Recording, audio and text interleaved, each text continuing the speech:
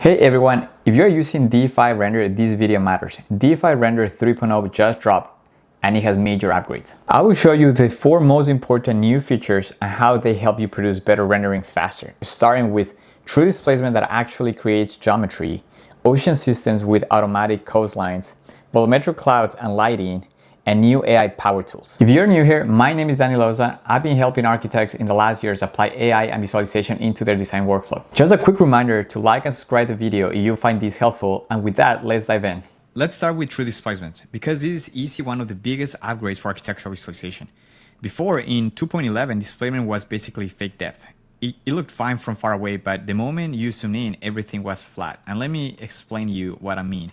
So for instance, I have 2 materials here, and I haven't really applied the true displacement yet. So before, what you used to see in 2.11 was this, right? You'll see that it applied depth, but the moment you will go close to it, you realize like the geometry is still pretty flat. So let me see. If I try to move this object here, you're gonna see that the object's still pretty flat. Now with 3.0, that changes completely. You are getting real geometry. DeFi actually subdivides the mesh and creates physical bumps and depths on the surface.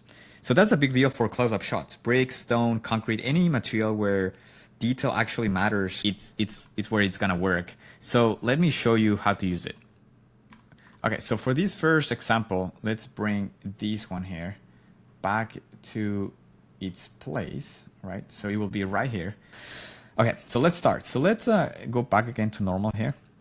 And the way you go to true displacement, first of all, whenever you pick a material, you have to make sure you have a height map. Otherwise, it's not gonna allow you to pick the true displacement. So for true displacement, you have to go to more settings, and displacement really comes here. So this is the new feature that was updated in 3.0, that was, let's say, added to 3.0. And you see how automatically gets the displacement right. You see how now the geometry is not flat anymore. It actually has height. And you can adjust that. I mean, so the first component here that you have is the subdivision level. And that pretty much says like it controls how detailed the displacement is. Higher values create more realistic detail, but they also generate more geometry. So make sure that if you're gonna be doing that, it's just creating a lot more polygons for the mesh. So ideally, you don't want to go past 5. Honestly, this takes a lot of the data of your computer, and also depends how much of the material you have in your scene. But I will recommend somewhere between 2 and 4. That's where you want to keep it, and you can see how it changes, right? You got 3, 4, but yeah, I'm gonna keep it in 4 for now. Then you have the vertical offset, which is pretty much that displacement geometry that pushes everything outward along its surface direction. So in the case, for instance, that the object sits on the ground, this makes it look like it's floating, right? Like as you see right now. But remesh is pretty much, it cleans up the model's geometry by fixing uneven or messy triangles, resulting in better typology. So if you have that off, as I'm having right now, the subdivision follows the original mesh. If you turn that on, it's gonna start, it creates like a new restructure, cleaner mesh. But in this case, I kind of like it more like the original mesh. And then I'll show you right now what the maintain continuity does. So for this other example, I have the brick. And if you think about this, whenever I use the true displacement and I take out the maintain continuity, it kind of destroys the geometry. And it's because maintain continuity, what it does is keeps the model solid and watertight. So it prevents any cracks, holes, or broken geometry after you are applying the true displacement. And this is pretty much it. I mean, that are the main components of true displacement. Okay, so for this second most powerful feature, this is the introduction of volumetric clouds and cloud presets. And as you can see in this view, right now we're having the legacy, which is the one that we've been using in the previous versions of DeFi Render. And it's gonna stay there for our previous projects if you wanna transfer that to 3.0. But these are the latest ones that were introduced in 3.0, which is these ones, pretty much all these first, I call it 8 of them until you get to legacy. All these ones here are brand new, and we can try one right now. So for instance, once you kind of get that, to see the quality of that, wow.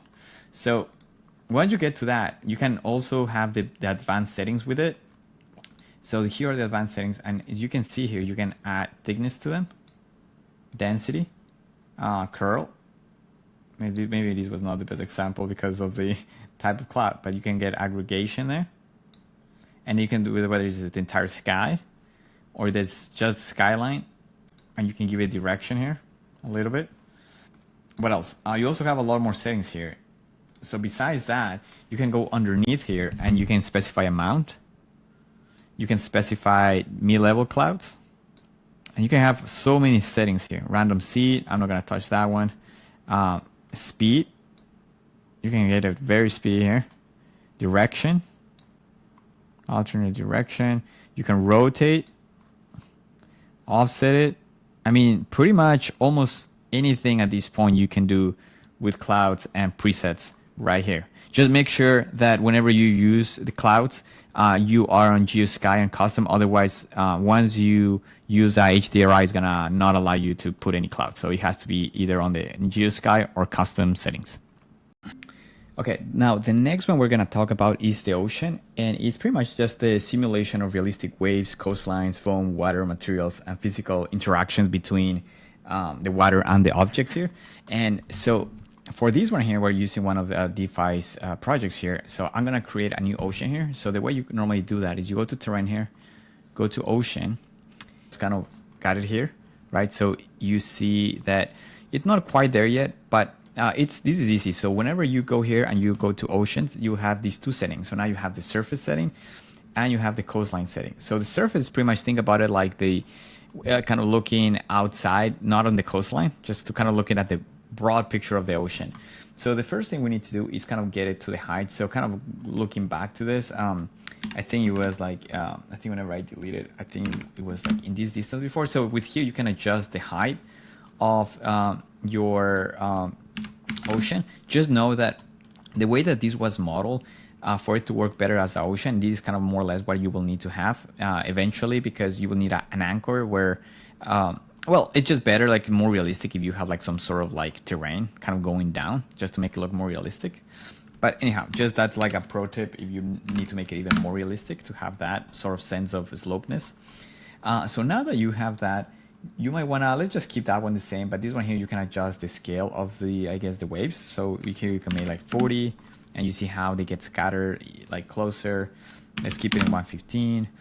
These ones here, again, you can take, probably when you scale those down, let's see, 134, you see how it changes that. Speed, yeah, you can change the speed here. So it seems like it's moving a little too fast, and you can change it here. It's moving slower now. And here's the nice part here is when you can actually start adjusting the colors, right?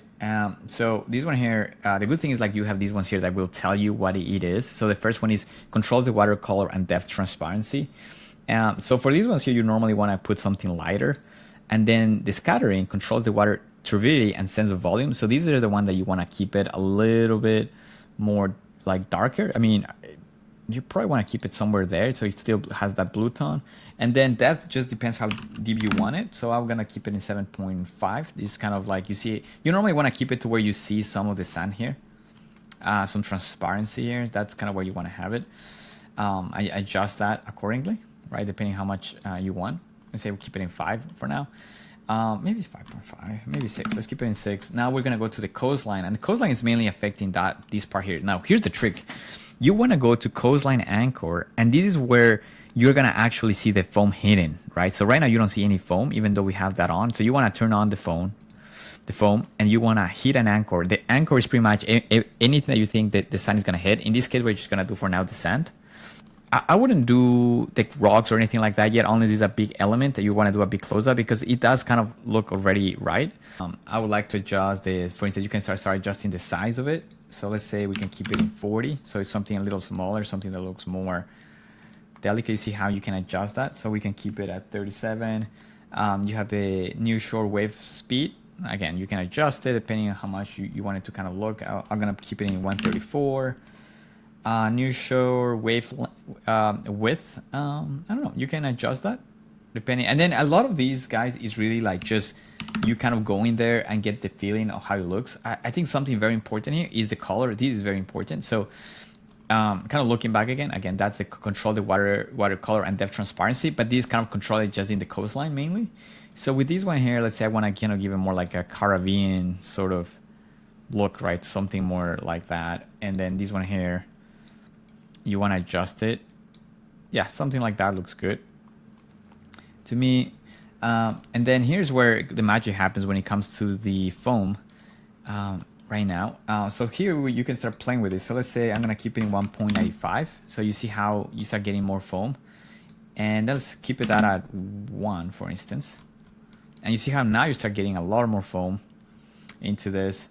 And then you start kind of adjusting, you know, like for instance 16, and you start kind of offsetting this, and you can kind of see what you kind of like better. I'm gonna keep it in 16 so it kind of looks nice like that. You can offset these two, so I guess it's like a map. You can kind of change a little bit the patterns of it, right? So if you want to kind of look a little bit more towards that side or this side, you can offset it a little bit in plan view. Those are the main components, and you really want to be playing with that and make sure you get the coastline anchor ready to go. Okay, so here's one that I'm really excited to show you, and it's the 3D image to 3D model, and I just created this one here. So the way you normally do it is just that you go here to AI model generation, and before we used to have the text to 3D, now we have the image to 3D. And the cool thing, I just created one right here, and let me show you a little bit on how this works. Let's actually go back to let's say I don't want it anymore. So the way you see it is like you will normally upload an image here. Upload an image. What I would recommend is normally you get the multi-angle view. So for instance, here you are able to download more images here just to kind of give it more reference. So I uploaded 3 images here that I found on Pinterest of the same chair.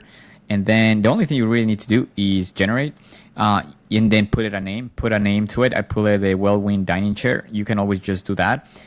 Whenever you can always just use fixed seed. That's like, you know, just in the case you want to kind of, for instance, this one here, I want to regenerate. I can just put the seed and just want to make a few tweaks here and there. You can kind of do that. But otherwise, you do that, you generate, and you can see the reference, right? Like that. Look at that, and look at this chair. Right? Yeah, look at this. So this is the chair that I had. And that is the chair that you gave me. And then the great thing is that you can always just change the dimensions of it. So you think it's a little too tall. The scale is normally not always right, but you can always change the scale and do all that. Is it perfect? Potentially not 100%. It has maybe tweaks here and there that needs to be resolved. But for a rendering that you can just put that as a secondary element somewhere at the back, I mean, it's pretty good. And one of the last updates here is the AI agent here. So you have the AI agents here, and the thing with the AI agents, you have the AI scene match, and here you have recommendations on things you can do with it. You can click realistic here, and it will load your image. It will kind of almost like create like a screenshot of your image and start kind of processing kind of your request. Okay, so it completed this. It kind of gave me all these kind of what it's doing, and that's a good thing. Kind of gives you a whole overall on what is it doing, what is the reason of things.